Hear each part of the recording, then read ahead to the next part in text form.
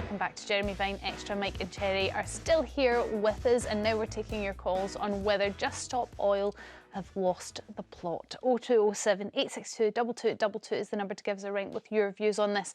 So we are, of course, referring to the activists who stormed the arena at the World Snooker Championships yesterday, all in the name of the environment. They forced a delay of 40 minutes before play could resume. Take a look. Red Milk 7. Drop area 4.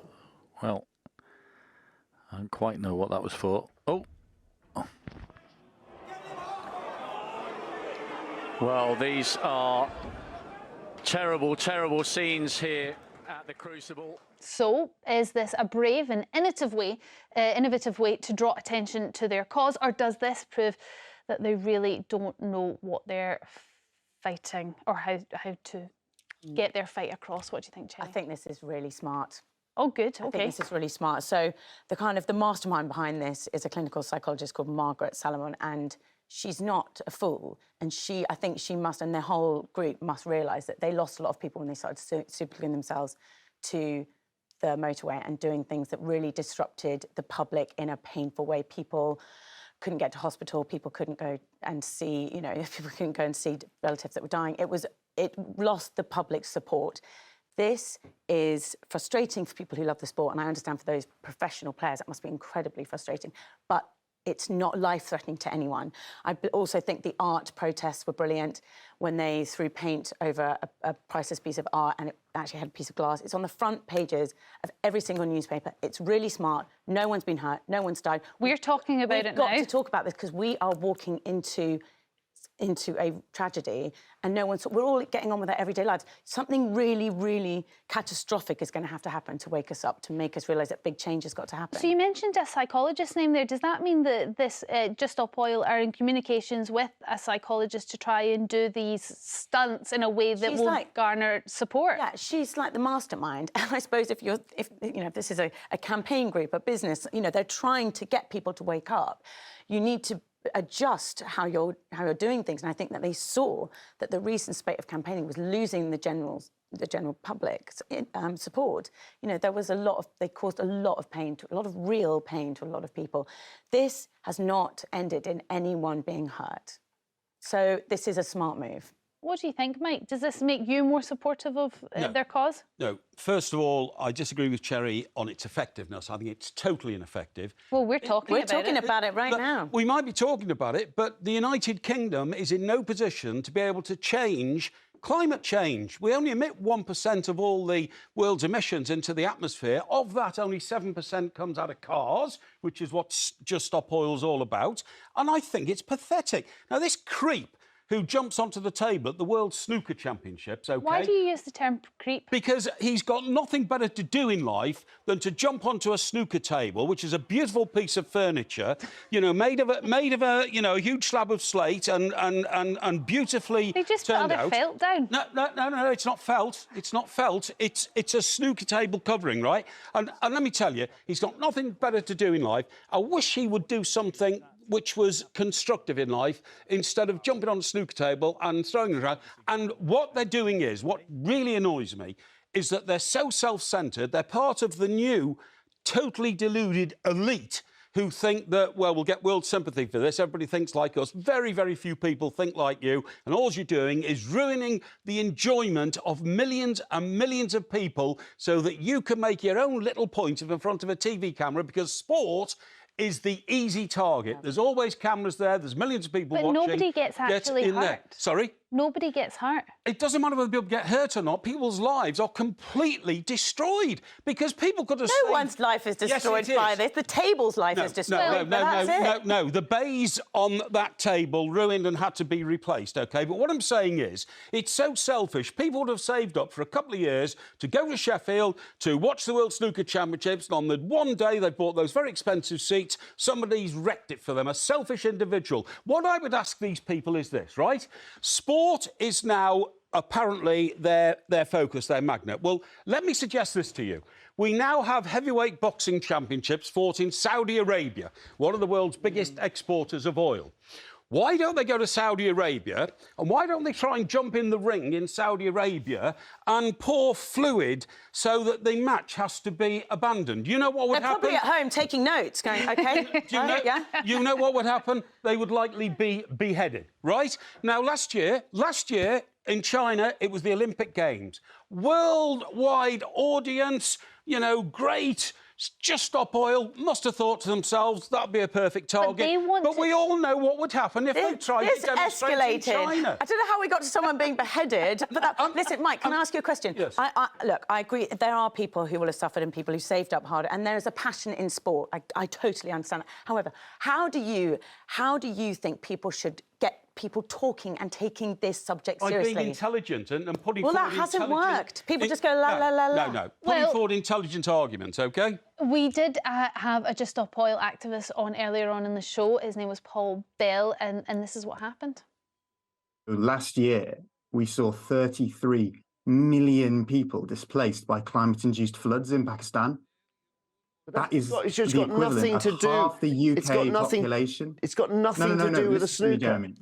No, sorry, you're just equivalent of half the UK population. It's got nothing to do with the snooker. Half the UK population were displaced from their homes. Just imagine the but it's got nothing to do with the snooker. In that context, our government is still investing in new oil. I can't help but feel, Cherry, that the campaign needs some better PR and it needs a better voice. That was frustrating. And the reality is we don't have the infrastructure to switch. We have to have oil and gas at the moment. We have to. And anyone who says we don't is probably a hypocrite because they'll be using it every single day. Every time you go into a cafe, a restaurant, anywhere, they're using oil and gas. The infrastructure isn't there, but I agree with your point about we need intelligent argument, intelligent debate to make sure that the government aren't investing in new oil, but they're investing in renewable energy. So maybe actually because what they're asking for is for no new oil to come out of the ground, essentially. Well, then the world would stop. Maybe they need to change what they're asking for and make it a slower progress so that the population can more get intelligent about it. Involved with it. Of course, I realise the climate is changing. Of course, I want to see, you know, sensible policies to see what we can do to make our lives better. But this country is so small and our emissions are so tiny, they choose us as a soft target. We're the most civilised country in the world and we hold some of the world's biggest sporting events, and that's why they pick on us. But maybe we could be a world leader. They are cowards, in my view. I think the mistake that the missing link here is they do these stunts fine. I have to say, I think the stunt like the snooker event didn't hurt anyone, you know, tragically.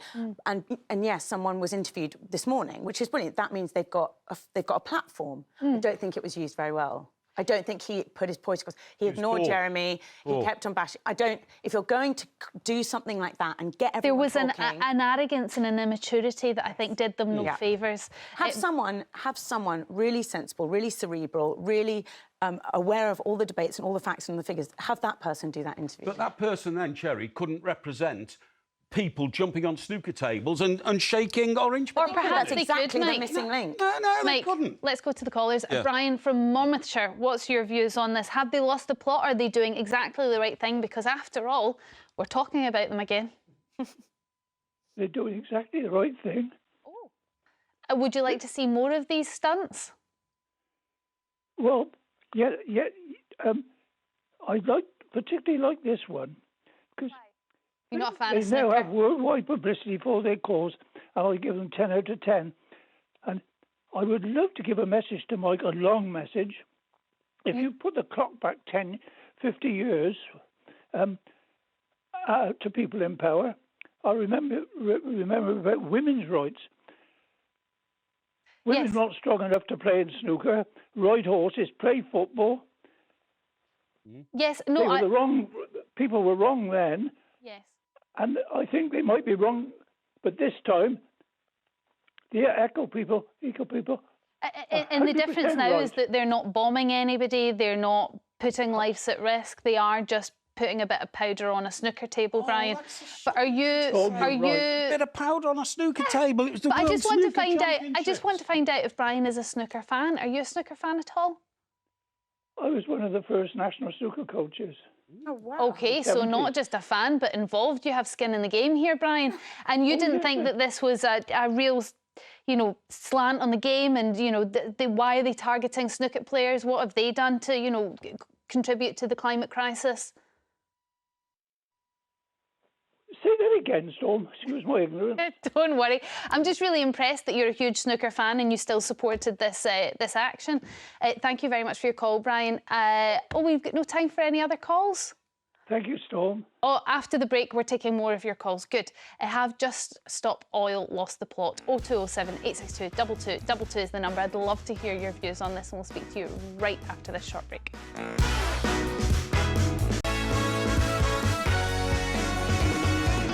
Laughing because there was a shout from the back of the gallery in my ear that said Liverpool, which really threw me. OK, welcome back to Jeremy Vine Extra. Mike and Cherry are still here with us, and now we're taking more of your calls on whether Just Stop Oil have lost the plot altogether, or lost the pot, as the director wanted to tell me earlier. 0207 862 2222 is the number to give us a ring. David from West Yorkshire, what do you think? Have they lost the pot, or is this exactly what they need to do to catch our attention?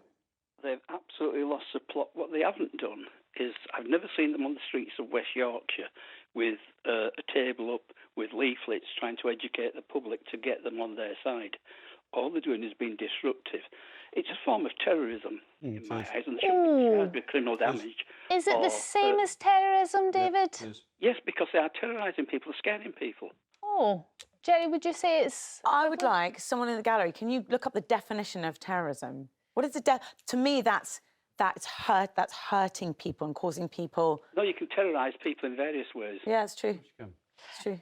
But David, so you want to see them educating people on the street? That would take an awful long time. This targets a captive audience very quickly, does it not? Yeah, but it's alienating people against them. It's not working in their favour. Currently, at this present moment in time, I have a degree of sympathy, but what their actions, and such as the animal welfare people, they're turning me again from what their aims are. So with lots of people say, well, you know, they're used to what thugs or, you know, lunatics or whatever. I think just we've got the definition of terrorism. I was just trying to look up there while we were speaking to you. It's the use of threat or action. Like, what was the rest of that? Involves firearms or explosives. Right. Yeah. So not quite the same, unless you count the explosive powder. David called it social terrorism. I'm completely with you here, David. What we haven't yet got onto is the fact that a horse died, right, at the Grand National, and the trainer of that horse has blamed these people for killing his horse, OK? Yes, now, that, to me, is social terrorism. You go around killing horses, that is not just a plain protest. Horses die in the Grand National all the time, but you think this horse specifically died because the trainer, who is an expert, because he trains horses that run in races, said the horse was so spooked by the 20-minute delay before the race started, the horse got overheated, he got panic-stricken, and he ran into the fence, came off the fence, broke his neck and died. But you don't think it would be in the trainer's interest to say that? Well, I'm just telling you what the trainer said. He's a professional trainer, and that was his view of it, you know? So, David, you want them to stand on leaflets and educate. Is there any other way that they could get the government's attention quickly without annoying snooker? Yeah, they could. Firstly, they could, as I say, get on the streets and speak to people, because the real pressure is if people like myself went to the streets, went outside our MP's office with banners and saying, stop the oil, not damaging people's property, not alienating people, but getting them on our side. It's about getting people on your side to do the right thing. I remember there were one of these protest groups in Leeds who blocked the roads. Now, they all turned up in vehicles pumping out black emission smoke, whereas my car is a modern car and the emissions are very low. So, you know, they're not actually doing it, setting an example, because they don't do what they say. It's don't do as I do, do as I say. And that's the problem with a lot of these pressure groups. They need to get on board and say, look, how can we actually get people to listen? How can we get people to be on our side and take action? And instead of just having protests in London or wherever, or at Aintree, get us all to be outside our MP's office with our banners saying, stop the oil, we want animal welfare first. Protest and target the MPs. I've got you, David. Thank you very much for your call. Jean from London, are you supportive of Just Stop Oil? Do you think that this was a good way to protest? Well, I'm in two minds about it, because I partly agree with the young lady in pink, but I mainly agree with I mainly agree with Mike, because I think they're turning people off because of their you know, the protests have become so you know, outrageous. Instead of being banners, to go to the offices of Shell and BP with your banners, stand outside and chant. That's well, fine. They did go to Shell. In fact, they went to Shell garages and yeah, but they done all damaged sorts them. of things. They damaged them. They didn't just put up banners. They started smashing up petrol pumps and damaging buildings. But Jean would prefer that then to what they're doing at the snooker. Well, they may have damaged something, but there used to be peaceful protests or street protests without throwing paint, destroying a statue, or doing all that, because it's, to me, that's vandalism. It's just vandalism. It's not protest. They should protest by getting people on their side, talking to people, like David said. Part of what he said I agree with as well. Jean, another one of their stunts was throwing tomato ketchup over the sunflowers. I think that if we had more information, if we understood more about how these acts converted into positive change for climate, then we could. That's a really interesting conversation. I'd like to know. But at the moment, because nobody can see how those acts are converting, we almost fall off a cliff in terms of the conversation, because it's like, well, what's to be gained? Are we just annoying people? Are we alienating people, as the previous caller said? And I agree with Jean. It's very difficult to really have a view one way or another. I mean, that didn't hurt anyone. But Jean thinks this is vandalism. Well, I mean, it got people talking. If a gang of teenage boys did what they do, they'd be, you know, fined or arrested or something. Which they were. They absolutely were. Well, they'd be called. It would be called vandalism. But Jean, if we I can't see where this vandalism is different than just straightforward vandalism. But in history, big changes happened when people do big acts. Nothing really happens by gentle, polite chats. Is the reality. The suffragette movement didn't happen because women went, we want a mortgage and we want to be able to have our children once we get divorced. They tied themselves to railings, you know, they sacrificed their lives. Big acts mean big change, and so they've got to do something. But I do think we don't see the benefit of it, and that's the problem. Excuse me, can I speak? Steps are being taken to phase out petrol and oil cars. People are turning to electric and low emissions.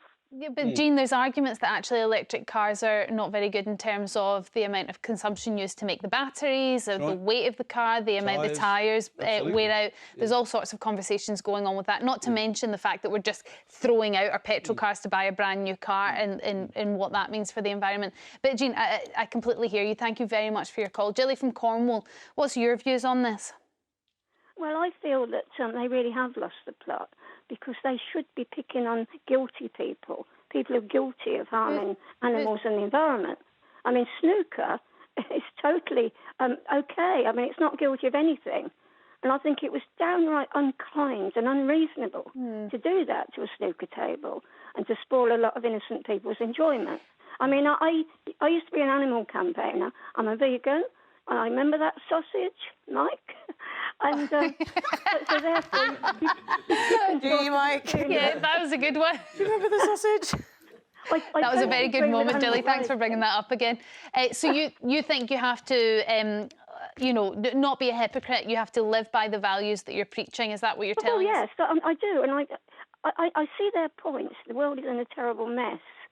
But you're not going to gain sympathy by picking on innocent targets. I suppose I hear what you're saying about, particularly not really the table. I don't think that has much feelings, but particularly the players and the fact that their game was affected. I absolutely take that on board. I suppose their argument would be that, you know, you put a bit of orange powder on a snooker table, the world crumbles to dust. Well, it was a huge event, honestly. You don't have a feeling for snooker like, you know, these people do. May I just say to Jilly, you've clearly, you know, you're a vegan, you've got a lot of feeling for the planet and you want to keep it going. Do you think that they're so numbskullish they don't realise that we are going to try and get rid of all cars by 2030, 5 years ahead even of the European Union and way ahead of the rest of the world? But we've just already been through the issues with that, the fact that that might not be quite as good as we first thought. Yeah, but what more can we do? Gilly, what I'm saying is I can't see how we can make any more concessions to trying to put the planet as right as we can. I think actually, Mike, although you and I would disagree with each other on animals, I think you do have a point there, actually. Thank you. There's other countries far more guilty of destroying the planet than we are. And is that a lazy argument, though, saying that, you know, well, if India is still pumping out fuel and China's still consuming at the rate that it is, then what difference do we make? No, I'm not saying we shouldn't do anything, but I'm saying we are less guilty than many. Thank you. Right, Gilly, thank you very much for your call. Nikki from Cheshire, and that was such a lovely debate there. It was really nice. Nikki from Cheshire, what's your thoughts on this? Have Just Stop Oil lost the plot? Well, no, I don't think they have lost the plot. I think that they're trying very, very hard to be heard. And, you know, it's interesting. If it makes other people uncomfortable to hear that, then maybe that's what they've actually got to do. And, you know, it's very interesting because, you know, if the suffragettes had crumbled at the first sign of opposition, where would we be now? And look what they were doing, throwing themselves under the hooves of a racehorse. And also, just to clear something up about the racehorse that died, I listened to 5 Live yesterday on television, and the interviewer had the trainer up there, and he was talking about, you know, the horse was extremely stressed, and we took him back to the stables, and we cooled him down, and then we were called back again. And so the interviewer who said to him, well, did you not think of withdrawing him if he was so stressed? Yes. And the trainer said, oh, well, he'd calmed down by then. Yes, exactly. So, of course, Nikki, I heard that myself, Nikki.